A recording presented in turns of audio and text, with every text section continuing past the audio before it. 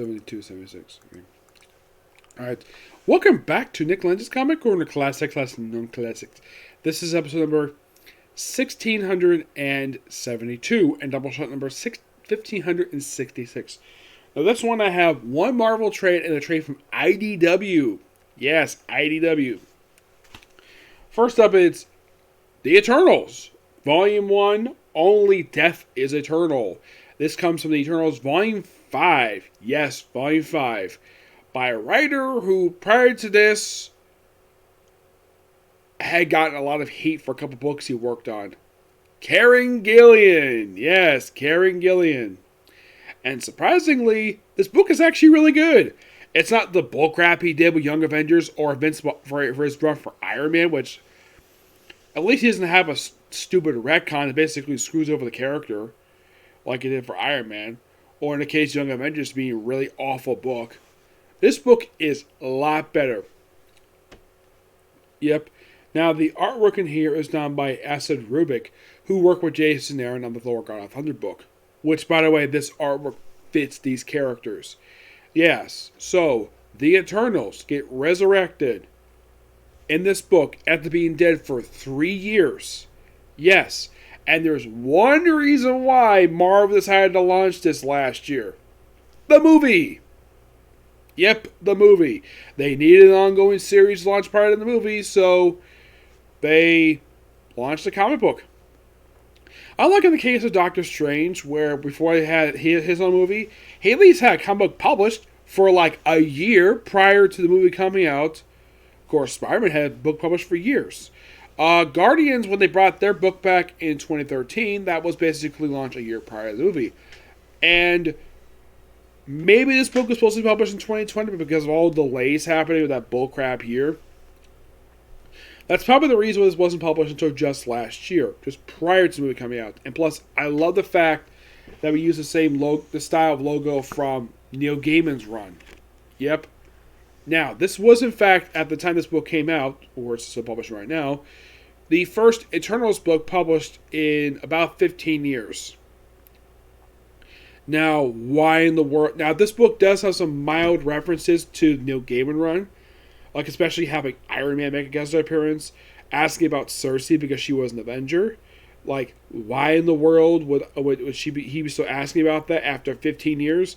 I don't know. Maybe Kieran Gillen got enough from that from Neil Gaiman. It's possible. Who the heck knows? But at least it's not John Romita Jr. doing the artwork this time. It's, of course, like I said, Acid Rubik. Yes, so all of the Eternals come back, the ones all who died in the opening issues of Jason Aaron's run for Avengers, except their founder, who did come back and then he was killed. By who, you might ask? Thanos! Yes, Thanos. A character who had also been dead for 3 years at this point. He comes back in this book to be sort of a villain for the Eternals, which is quite interesting. Like, did Neil Gaiman confuse the Eternals with New Gods? Because the way that Thanos is written here, the way of him being the enemy of the Eternals, it's very similar to how Darkseid is written for DC Comics. Except, people mistakenly assume that Thanos is a ripoff of Darkseid. Except he isn't. He's a ripoff of Metron. That's all he is. Except, here's the thing. The Eternals are the creation of the late Jack the King Kirby. New Gods and Darkseid, also creations of Jack the King Kirby. Thanos is not. Thanos is a creation of Jim Starlin. Yes, seriously. And just by sheer coincidence, the Eternals made a debut in the same decade as Thanos. Now you might be curious though, prior to this book, had the Eternals ever met Thanos? The answer is no. They have never met Thanos before. I'm sure probably they knew about him. And it seems as though with this book, it's done in the similar style that Neil Gaiman's run for, where basically they're trying as protectors of the world, despite the fact there's a whole army of superheroes. You have all the Eternals coming back, and of course battling Thanos a lot of the time. The book itself did take a month break because of a one-shot they did, a couple one-shots they did for Eternals, which probably be collecting the second volume for this series. But I gotta say, for the start of this run, it's actually pretty good. I thoroughly enjoyed this. This was really good. Karen Gillian did a great job with this book, and like, this is probably by far his first good book he's done in quite some time. Like, this is something that he should be writing, not Iron Man or Young Avengers. I mean, this is the style that basically he was known for doing on Journey to Mystery. Now, Karen Gillian, oh, by the way, I gotta give this trade I'll give that a 9.5 out of 10. Oh, gotta show off Thanos' face. Which you gotta appreciate the fact that Rubik basically copied something that Jim Starlin loved doing. He loved his close-ups of Thanos' face. Like, if you read any comic book that Jim Starlin does the artwork for, that's what he does for Thanos. He loves his close-ups of Thanos' face. He loves the man's face. That's simply what the character does. It seems quite strange, though, to have the Eternals take on Thanos of all people. Yes. Excuse me. But I think for some people, they probably last saw him in the Endgame movie, which came out 2 years prior to this. And it's weird, though, the fact that we had Endgame come out. Actually, it was Infinity War come out, and I think it was like 2019. And Thanos had been in the comics for like a year at that point. But my guess is people who made movies probably didn't know about that. But he came back here. It's quite strange, though, they brought him back here.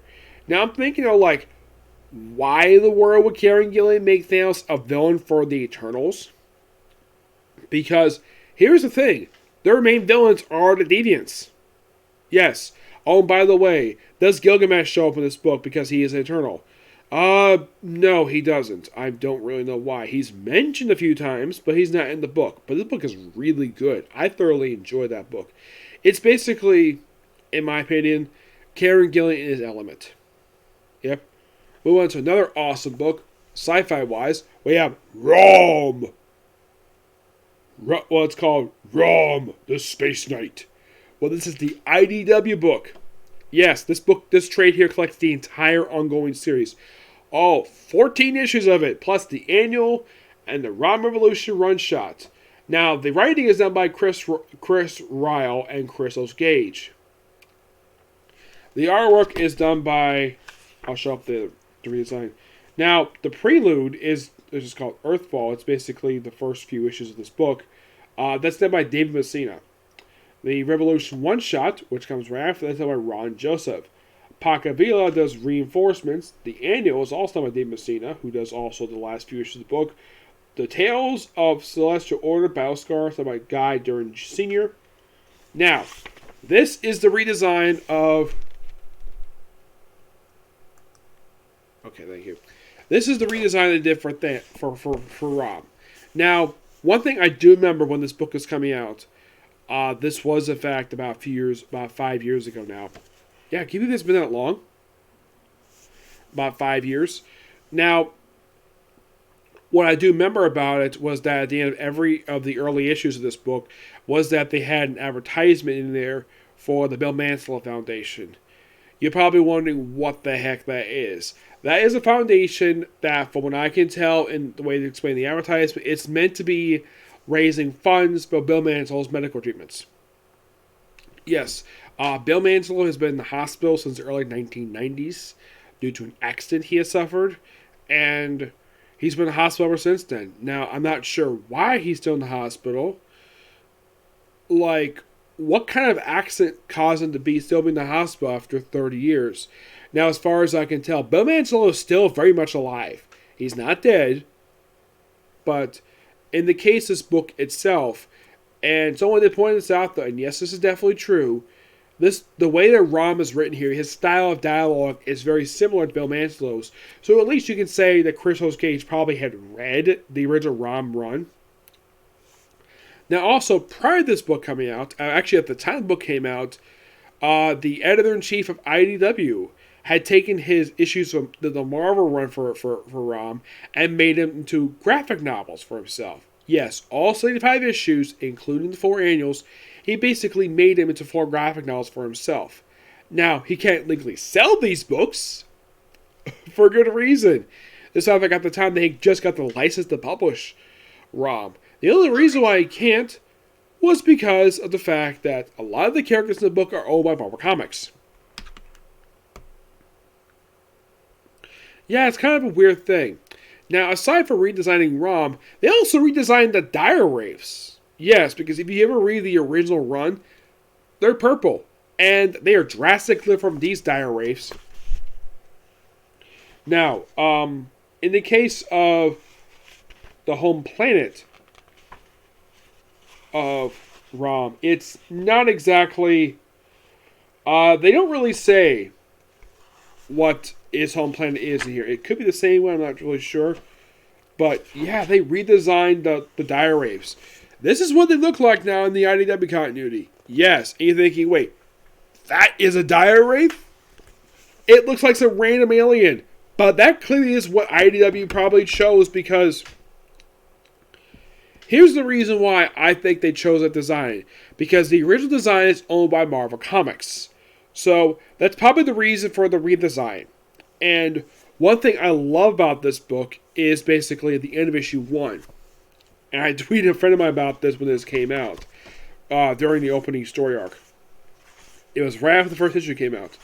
Like, ROM has become a threat, and basically you also get a redesign of his back legs, where he's got, like, vents back for him flying.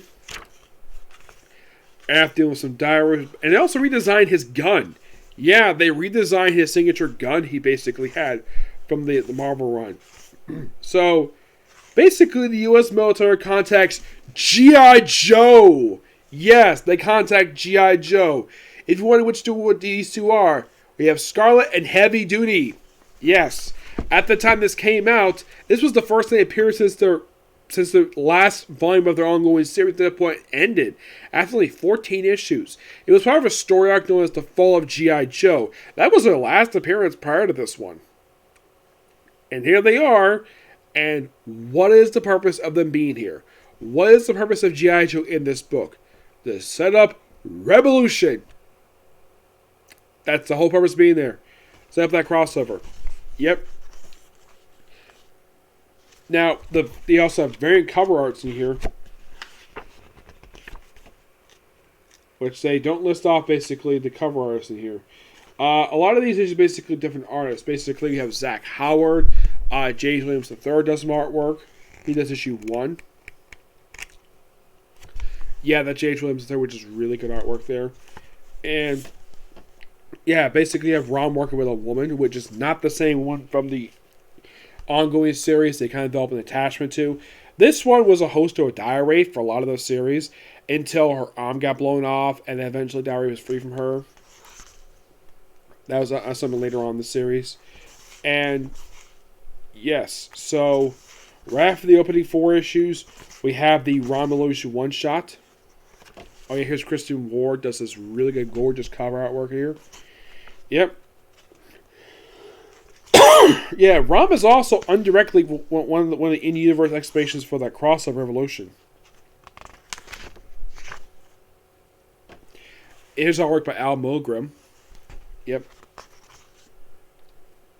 Now, the Revolution one-shot, basically, it's a side story of basically what ROM was up to when he was not on screen in the main book. That's simply what this issue is, but it's really, really good. And then comes the stuff that comes afterwards, where after this event we have a guest appearance in the first issue after this event wraps up. We have guest appearance in here by the Transformers. Yep, the Transformers, where ROM is on the run. Yes. See, we have... Now, here's basically in order who's on this page here. We have Windblade, we have Starscream, we have, not Starscream, Soundwave, Optimus Prime. Now, you're probably thinking, who's the arrogant kid in blue? That is Action Man. Yes, seriously, a British spy. Yep, and he had a series prior to Revolution that ended, and he got put in the Revolutionaries series. We also have in here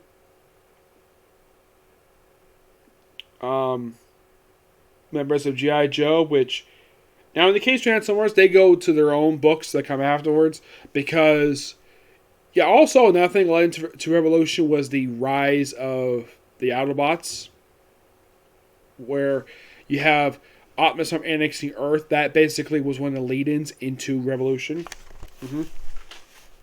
Yep. By the way, this cover right here is done by Bob Layton. Yeah, this first story that comes right after Revolution just deals with the aftermath of it and basically still continues the main plot thread of this whole thing. We deal with the dire wraiths and deal with more, like, knights. Like, more knights, basically. He's battling them throughout the remainder of the series. Yeah. And, well, continues battling dire wraiths and, well, and of course the woman he's with named Carmen, I think her name is. She eventually gets a replacement arm that got blown off. Yep.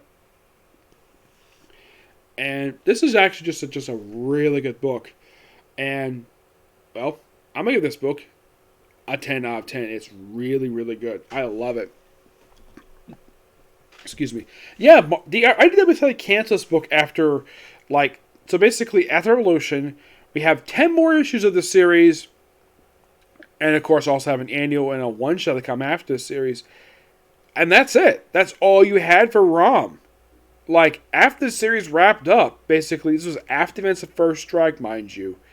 All he had after First Strike was 2 miniseries and a one-shot. That's it. That's all IDW did with the character. It's almost like they give him this really big push, and then they axe it.